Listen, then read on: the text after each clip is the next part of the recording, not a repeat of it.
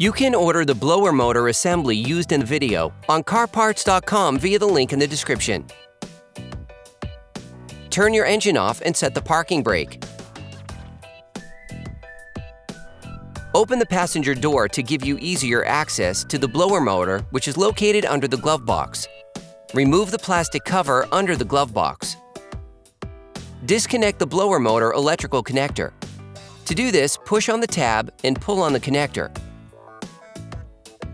Using a multi-bit screwdriver and a Torx T20 bit, unscrew the 3 screws holding the blower motor.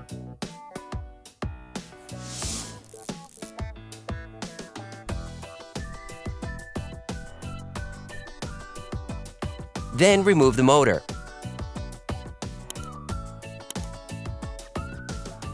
You can order the blower motor assembly used in the video on CarParts.com via the link in the description. Take the new blower motor assembly.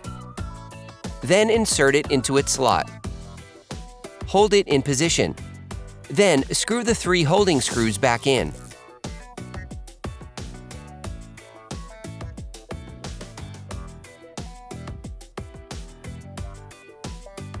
Hey, it's Alex from CarParts.com. If you enjoyed this video and want to support us, like, comment, and subscribe. Okay, back to work. Plug the electrical connector back in. Replace the plastic cover.